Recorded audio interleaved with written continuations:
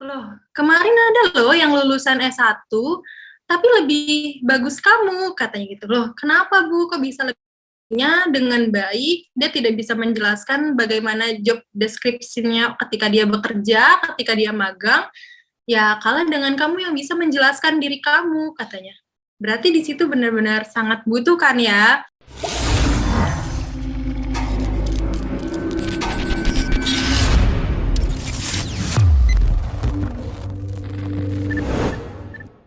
Halo Sobat MPI semuanya, apa kabar kalian? Semoga dalam keadaan sehat selalu ya.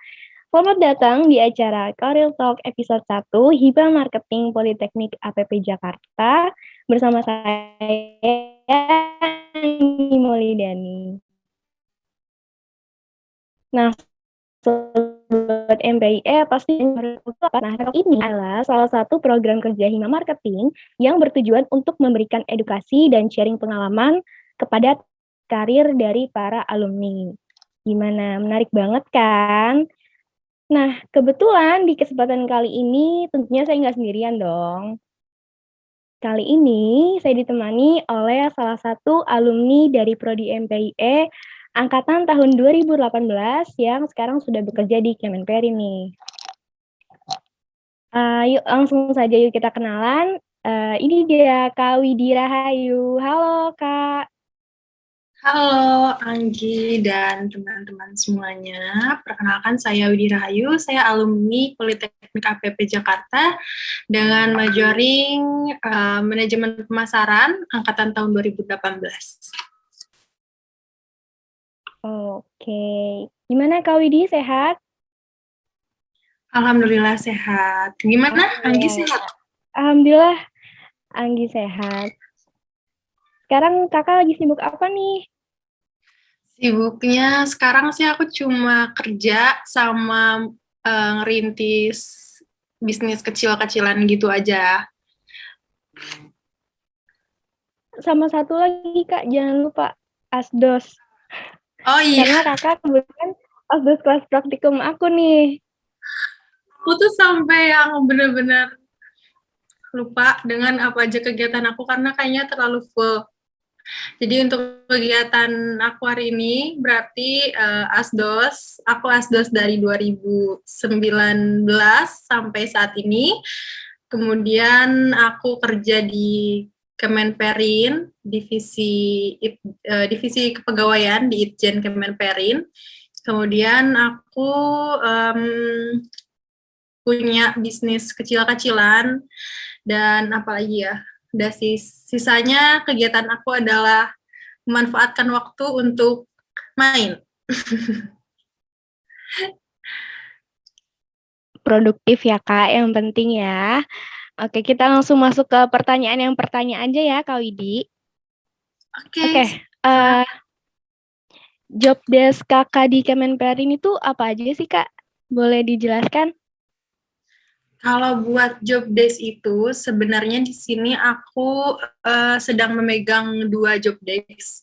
Yang pertama sekretaris dari Set Itjen, yang kedua jadi HO ya, hukum organisasi di bagian kepegawaian. Itu kerjanya ya kita yang membuat SK surat keputusan, kita yang membuat dasar-dasar atas segala keputusan lah gitu ya, mengatur hukum-hukum yang berjalan di sana gitu. Jadi kalau ada apa-apa, bilangnya ke kita, nanti kita yang buatkan keputusannya tersebut gitu. Kalau untuk sekretaris, kegiatannya ya seperti pada sekretaris pada umumnya mungkin ya, saya membantu Bapak Set Itjen di sana untuk menemani beliau jika ada meeting atau apa ya, mengatur time manajemennya aja sih gitu. Wah, menarik banget ya Kak. Terlalu produktif, sibuk sampai luar biasa sih untuk mengatur time Terlalu berat. manajemennya ya. Nah, Iya, jadi sekretaris kan ya. Jadi kita harus mengatur time manajemennya Bapak juga gitu. Terus kayak kita harus tahu kita ada meeting apa, surat apa yang masuk, kemudian ada berita apa yang masuk, apa yang harus dikerjakan, nemenin dinas luar, kayak gitu-gitu. Nah, sebelum bahas lebih jauh dari job desk kakak sendiri, ada tips nggak sih kak untuk kita semua nih masuk Kemenperin, misalnya apa ada syarat khusus seperti IPK-nya harus 3, terus kita harus punya banyak pengalaman, atau yang lain misalnya? Untuk syarat khusus itu sebenarnya nggak ada. Tapi gini deh, dulu waktu aku kuliah, selalu teman-teman aku bilang gini, nggak usah jadi ambis deh gitu. IPK tuh nggak berguna kok, IPK tuh nggak berguna, yang berguna tuh organisasi aja.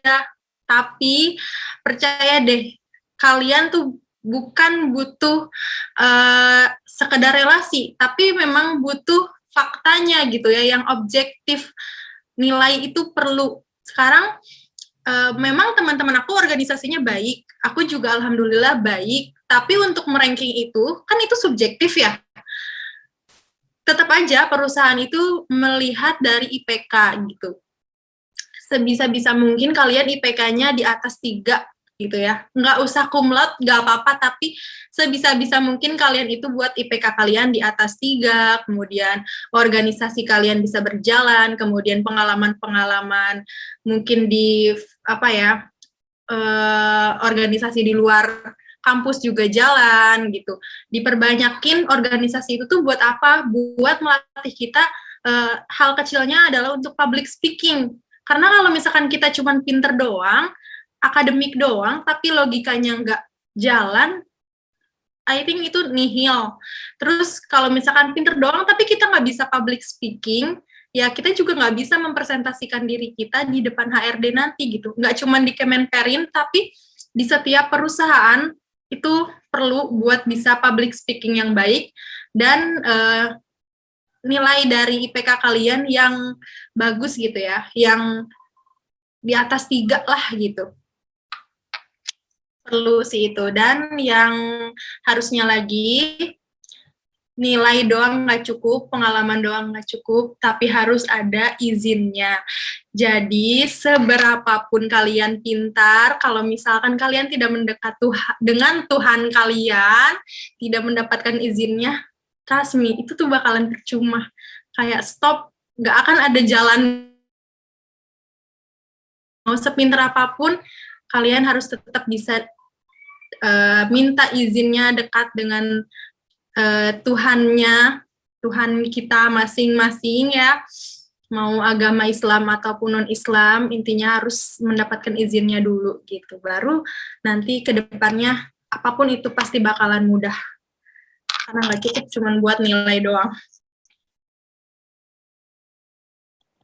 Oke, jadi kalau boleh saya rangkum itu yang pertama syaratnya yang penting IP di atas 3 ya Kak. Terus yang selebihnya kemampuan diri sendiri seperti public speaking dan juga doa dan usaha. Nah itu tadi kan kita berbicara tentang tips ya Kak. Nah untuk proses dan langkah untuk masuk di rekrutmen Kemenperin sendiri itu tahapannya kira-kira ada apa aja ya Kak? Oke, kalau buat tahapan rekrutmen kemarin, itu aku cukup kirim CV, resume diri, nilai transkrip, sama ijazah. Itu kenapa tadi aku bilang, IPK kalian harus bagus. Karena itu jadi saingan. Ternyata IPK saya itu masuk ke dalam ranking 10 besar di antara 80 orang yang daftar ke situ. Berarti kan IPK itu nanti menjadi ranking untuk kita ya, gitu. Kita bisa nih masuk ke situ tuh di ranking IPK-nya dari yang terkecil sampai yang terbesar, dan alhamdulillah IPK saya tuh masuk ke 10 besar itu. Dari 10 besar itu barulah ada proses interview. Di situ interview lagi, yang interview pertama, interview kedua, dan interview ketiga. Makanya kenapa saya bilang public speaking harus untuk mempresentasikan diri sendiri. Karena dari 10 orang itu semuanya pintar, tapi mungkin hanya beberapa yang bisa mempresentasikan dirinya dengan baik di depan HRD, di depan orang-orang ya. Dia nilainya bagus, dia asisten dosen juga, dia cum laude juga, tapi public speaking-nya mungkin kalah dengan saya gitu. Makanya perlu nih public speaking gitu teman-teman. Harus banget. Terus setelah tes interview, alhamdulillah dinyatakan lolos, langsung bekerja. Nggak susah. Yang susah itu di awal-awal saat kalian kuliah untuk mendapatkan IPK yang besar, itu aja. Wah, ternyata lumayan banyak juga ya Kak tahapan untuk masuk ke dalam Kemenperin tersebut. Seperti yang Kakak sebutkan tadi sampai interview ada 3 dan benar-benar public speaking itu berarti sangat berpengaruh ya. Iya, public speaking berpengaruh banget. Terus, karena kan saya tes 3 kali, tiga-tiganya saya ditanya sampai diginiin, loh, kemarin ada loh yang lulusan S1, tapi lebih bagus kamu, katanya gitu. Loh, kenapa Bu, kok bisa lebih dengan baik, dia tidak bisa menjelaskan bagaimana job description-nya ketika dia bekerja, ketika dia magang, ya kalah dengan kamu yang bisa menjelaskan diri kamu, katanya. Berarti di situ benar-benar sangat butuh kan ya. Terus ketika lagi interview itu, yang pertama saya ditanya mengenai profil saya, yang kedua sama sih, hampir sama. Jadi ya intinya dari ketiga tersebut saya ditanya profil, kemudian pengalaman bekerja saya, kemudian motivasi saya, juga kegiatan-kegiatan saya sih, lebih ke hobi kayak gitu. Terus kayak ya ditanya apa ya, banyak hal tentang kegiatan kampus lah dulu kayak gitu. Makanya isilah kegiatan-kegiatan sehari-hari kalian itu dengan yang positif, karena itu sangat berpengaruh di masa depan kalian. Kayak apa yang kita tanam, itu yang kita tuai, itu beneran terjadi. Oke, menarik banget ya. Ini pertanyaan dari saya sendiri sih sebenarnya, saya penasaran.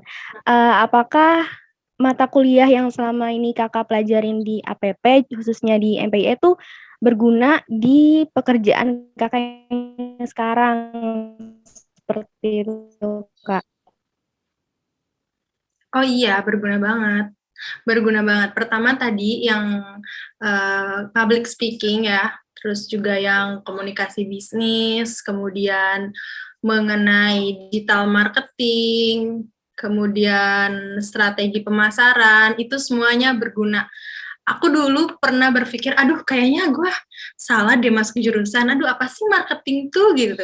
Tapi setelah dipelajari, wow, kayaknya saya sangat bersyukur masuk ke marketing, karena apalagi sekarang ya, seorang marketing itu bisa menjadi orang yang ilmunya tuh dipakai di dunia perdagangan, perbisnisan ini. Bahkan bukan itu pun, setidaknya dia bisa menjual dirinya sendiri untuk dia ke orang lain ya, ke HRD gitu, ketika interview gitu. Bisa tuh personal brandingnya bagus tuh jadinya gitu.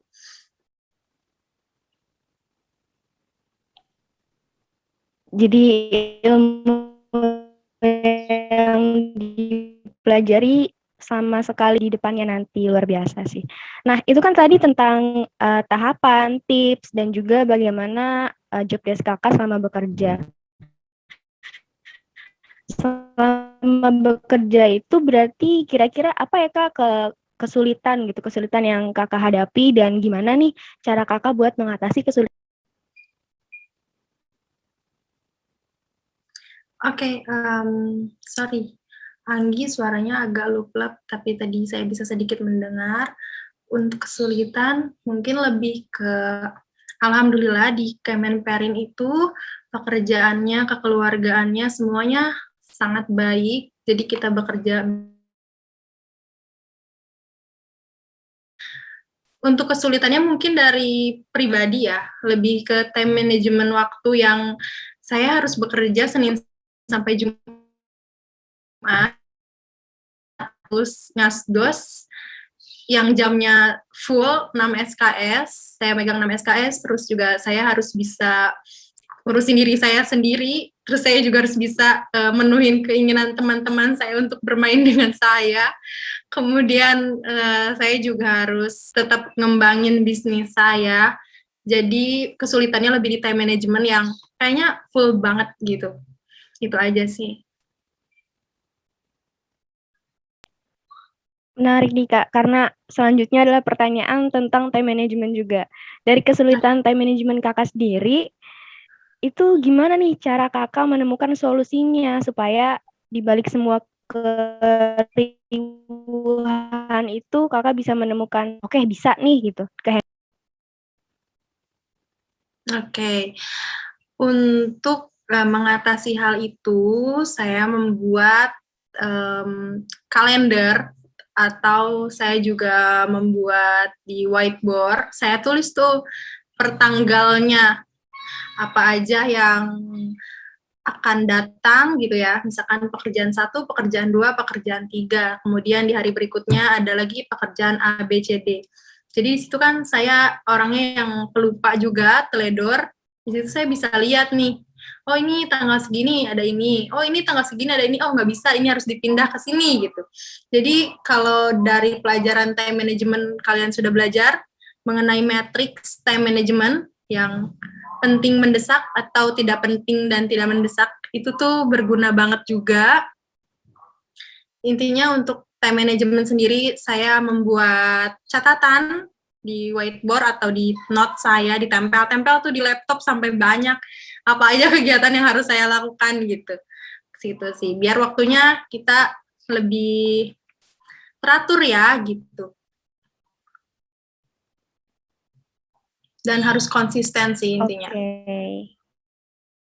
Solusinya adalah membuat schedule ya Kak ya, supaya nggak bertabrakan jadwal yang satu dengan yang lain. Nah, sebenarnya masih banyak banget pertanyaan yang ingin saya ajukan ya sama Kakak, tapi mengingat waktu kita yang sedikit, jadi mungkin selanjutnya boleh Kak Widi mungkin ada closing statement dan pesan-pesan yang ingin diberikan kepada Sobat MPI semuanya. Silakan. Enggak. Oke, pertama mungkin aku mau ucapin terima kasih udah percaya untuk undang aku sebagai narasumber kalian. Yang kedua, jujur sangat bangga banget dengan MPIE angkatan ini, angkatan kalian, karena lebih aktif ya yang dilihat sama saya tuh, wah sekarang hebat sih, banyak acara-acaranya, digital marketingnya juga main, kemudian teratur, secara langsung kan dengan dosen, dengan cutting-cutting kalian, tapi kalian bisa buat acara yang menghubungkan kalian dengan cutting ataupun dengan dosen kalian sendiri gitu. Keren banget si MPIS sekarang. Terus untuk teman-teman semua pesannya ya nggak apa-apa lah capek-capek kerjain tugas di masa kuliah. Cuman sebentar kok, cuman 3 tahun nggak kerasa. Tapi nanti hasilnya akan kalian rasakan gimana nikmatnya hasil capek kalian kerjain tugas, kerjain ujian. Intinya kalian harus semangat terus untuk kejar nilai akademik dan pengalaman-pengalaman eksternal maupun internal gitu ya. Itu aja sih. Oke, terima kasih banyak Kak Widi closing statement-nya. Sama-sama. Oh iya, sama satu lagi yang tadi saya sebutkan. Jangan lupa untuk tetap meminta izin. Dan juga atas ya, yang utama ya Kak, izin dari kedua orang tua dan dari Tuhan kita masing-masing seperti itu. Nah, nggak kerasa ya, kita udah sampai di penghujung acara. Saya pribadi mengucapkan banyak terima kasih kepada Kak Widi, sudah memberikan pengalaman yang luar biasa kepada kita semua. Dan juga saya berterima kasih kepada kalian Sobat MPI semua yang sudah mengikuti hingga akhir acara. Dan saya minta maaf jika ada kesalahan dan kekurangan. Akhir kata, wassalamualaikum warahmatullahi wabarakatuh. Salam Yel Fighter. Terima kasih Kak Widi.